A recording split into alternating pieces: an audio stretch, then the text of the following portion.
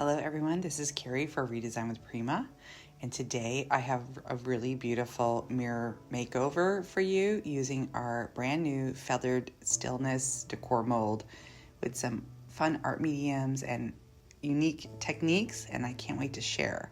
So this is a very simple mirror I bought at a home goods store, and it has great shape. I love the arched top. The sides are like a gold metallic metal, and it's very simple and very plain. So I knew this would be a great base for what I wanted to create using the decor molds and make it look really high-end and beautiful. So I start by adding some leftover packaging, and I just kind of tuck it into the edges of the mirror because I am going to paint it. The gold on this mirror is not exactly the gold that I like. It doesn't look as nice in person, so I decided to do something else because I have some techniques coming up using some glazes and things like that. So here it is, all prepared. So I'm going to take our metallic sheen brush champagne acrylic paint and make it into a softer gold look, a little bit more high-end. The other gold was a little bit too garish for me, so I wanted it to be a little bit softer, especially for the look I was going for. The metallic sheen is wonderful for metals, so you could do hardware, you can put it on resin. There's really a lot of uses for it, and it does dry permanently and with this really soft, silky sort of finish. So I just be sure to cover it as evenly as possible, including the sides. Now I'm taking some fast casting resin. So this is a quick resin, like it sets up within 10 to 15 minutes. And I mix it thoroughly, but not for very long. You only need to mix it for like 20 seconds, and then it's ready to pour in. Because it's fast casting, it will set up very quickly, so I mix just a little bit at a time. I do small batches, and it does take more time to do this, but trust me, it's worth it because the resin ends up setting up too quickly in the cup, and then you can't pour it, and it's kind of a waste. So for these little detailed little foliage images in the mold and the grass and the flowers, I just mix a little bit at a time, pour it in, let it set up, remove, and then repeat until I have enough to cover the whole mirror. With the fast casting resin, it just takes a little bit of patience, but it's nice for a project like this because I have to make so many castings, so it's better to use the fast cast. And here I'm just using a little toothpick to get into all those little grooves, and I can also remove any air bubbles that are trapped inside after I pour. I just use a paper cup and crease it, pour it, and this is what they look like demolded, so it's perfect. A little trick I do if I over pour or have drips, I use a little nail cutter just to take off those little bits that are hanging off the image, and it cleans them up perfectly and they come right off. Right, and after all of my castings are ready to go, I use the same brush champagne to paint all of my castings with. Now what's awesome is I didn't have to prime the castings. The metallic sheen goes right over this and it stays on. So I didn't have to do an extra step with heavy gesso or any kind of primer like that. And I go in there with my brush and get into all those little details, including the sides. And I even end up doing some of the backs because in the mirror it does reflect on the backs, but I didn't go too crazy. This paint really goes a long way. You only add a little tiny bit to your brush and just keep working it into the casting. It's amazing. I love the coverage, and it's such a pretty metallic, especially the soft gold metallic. So again, like I said, I use that fast casting resin and I just keep pouring into the mold, let it cure, and then remove. I end up staging the mirror so that I can see approximately how many I need for the whole frame, and that's why I end up just making so many. So it took me a good part of the morning to pour these resin castings and demold and then paint. I like to stage my castings sometimes, especially if I'm making a little scene or a cluster. It's always a good idea just to take what you have and move it around and place it where you think you're going to like it, because at the end of the day, you want to make sure you pour enough to cover the entire surface and you're happy with your little scene. So it's better just to get it done earlier. Now what I'm doing is adding our Filter Noir glaze to the castings. So the paint is dry, it dries really fast, so I'm ready to go ahead and add that glaze. Now, a key to using glaze, don't glaze a lot at one time. Just do sections or small pieces, because the glaze will dry over the paint and then it'll be very hard to remove once you get that on there, once it dries. So I just add the glaze and then I take a baby wipe and I remove the excess, and then that glaze stays in all of the details, really bringing all the castings to life. It's a very simple method to bring out details and kind of fun. So I just set up all of my castings, had them all painted, and then just went to town with glazing them all. And this was just a relaxing, fun part to it.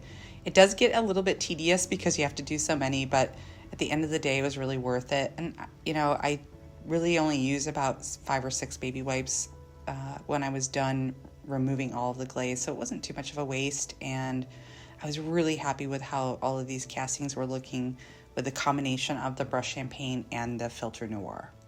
What's also nice about the glaze is that it does dry really quickly once you remove the excess. So the dry time doesn't take very long. The other thing is, though, you do have to seal it, so that we will do in just a minute. But here I'm just doing a few of those little leafy sprigs at a time, removing, and then I'm ready to go. Now I also decided to go ahead and add the glaze over the mirror frame just to keep the whole look cohesive, and I do it in the exact same method here. You're probably wondering why I didn't go ahead and glue all the castings and then glaze everything together.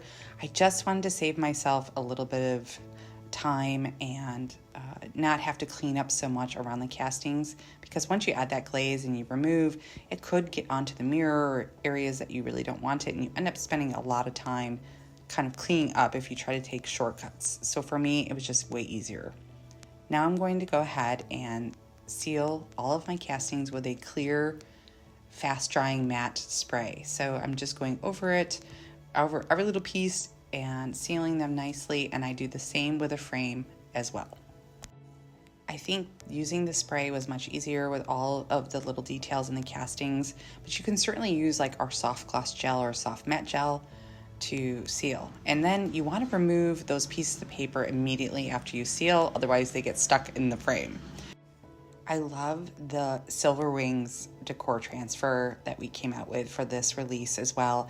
And I love those little flowers, and I thought they would be perfect to go behind my little scenery with the heron and the grass. I think that they add just a little bit more interest.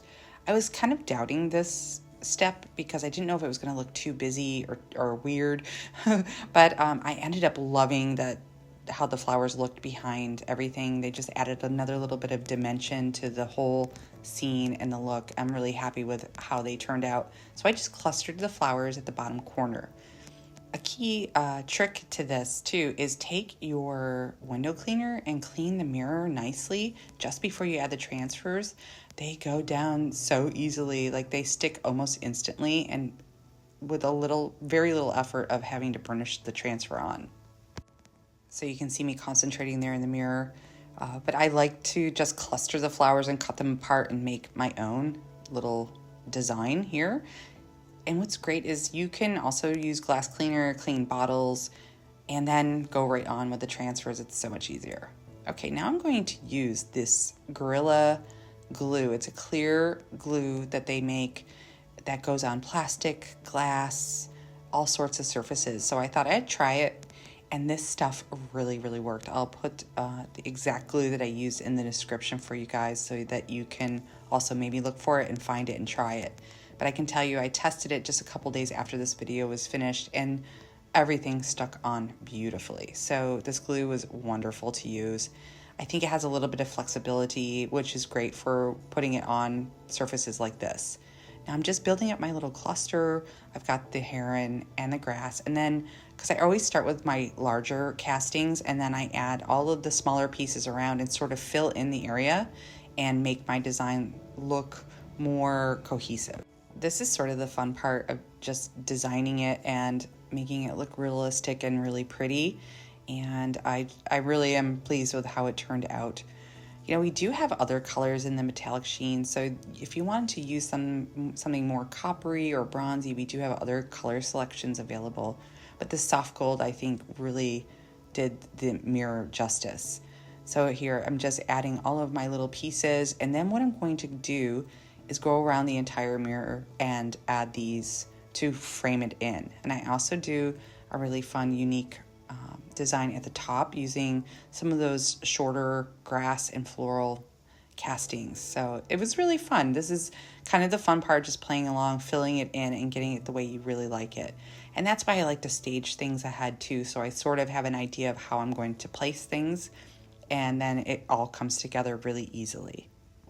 You know, you can also take a thrifted mirror and do this exact same technique on it too. So it doesn't have to be new or store-bought. You can really make it yours. Now here I'm taking those little wispy grasses and floral combos like I told you, and I kind of make the top a little bit more interesting by layering the same design together. So I end up doing 3 of these on each side, and I start in the center and then I just glue the other ones next to it, and I keep going until I'm happy. So I ended up, like I said, using 3 on each side, and I think it looks really, really pretty. Now, in the mirror too, like I was saying earlier, you can see a reflection behind the casting. So I did add a little bit of that metallic sheen to the back of some of these, and some of these I forgot to, but it's not really noticeable. But if that's something that's going to bother you, make sure you just paint the back of the resin castings, and then when it reflects in the mirror, it'll look fine.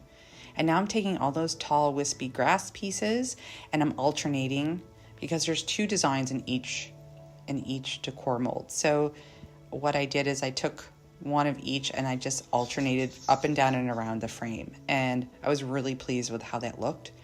And like I said, I staged this before, so I had an idea of how many I would need to complete the mirror, and I had just enough. So I go along the sides up to the top, and then I end up doing these on the bottom of the mirror as well. So here's a close-up look of how they all look glued on together and finished. So you can see the bottoms, the tops, the sides, and I'm in love. This is the beach where I live, and I had to stage my mirror there on the beach because it was so suitable. But yeah, it turned out absolutely beautiful. I absolutely love how this turned out. Let me know in the comments what you guys think. If you would try this at home. It was really fun and easy and relaxing in a way. So thanks so much for watching. If you have any questions, please let us know in the comments. We really appreciate you watching, and be sure to subscribe for more DIYs coming very soon. Thank you.